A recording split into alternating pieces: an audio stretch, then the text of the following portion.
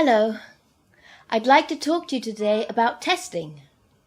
There's assessment testing and there's placement testing. Now what's the difference? Placement testing is when a new student comes to you and you don't know what group to put them in.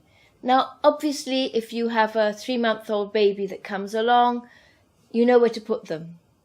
And probably 2-3-year-olds, you know where to put them, that's no problem.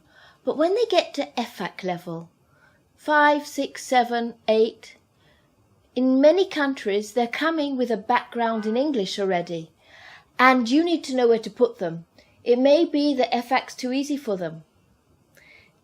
We have placement testing on the teacher portal. You go in, you take the test, and you know for your 6, 7, 8-year-old where to put them. Now, when it comes to the age from about Paul Ward's World upwards, we have a different placement test. The one for the 6 to 8-year-olds, we have one with reading and writing and one without reading and writing.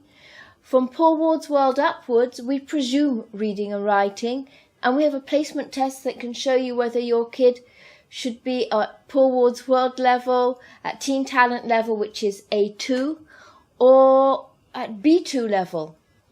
So we have different placement tests, one for the 6 to 8-year-old and one which allows you to see exactly what level your potential students should be at, whether they're 9-year-olds or whether they're 17-year-olds.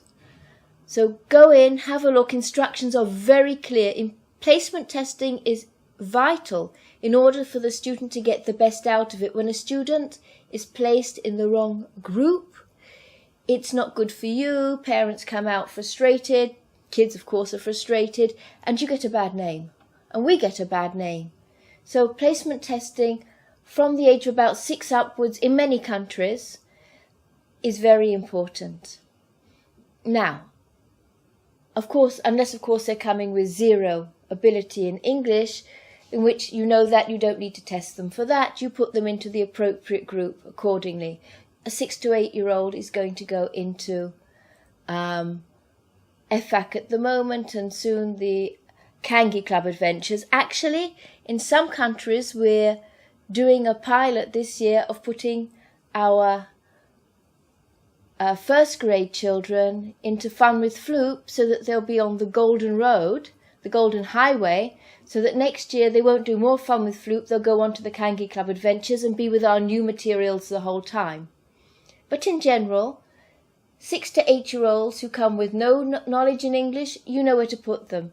It's the ones who come with some knowledge in English that need a placement test. Now, assessment testing. Assessment testing is to actually see what your children know. You don't do it with Baby's Best Start. You don't do it with Fun with Floop. But from EFFAC level upwards, we have assessment tests at the end of every book. And these assessment tests show what the children know and show how well you've taught it. Because when you have a whole group of children who don't know things, you may want to readjust the way you're teaching. And of course it tests whether or not the material is or was appropriate for them. So this is very important to have the assessment testing, and this assessment testing leads into our Cambridge testing at the end of the year, which many learning centres around the world are doing. It's the right format, the children are prepared for it, and you have assessment tests. So this was today about assessment testing, which is very, very important from EFFAC level upwards, and placement testing, which is important for new students who are coming in with some level of English. Thank you very much.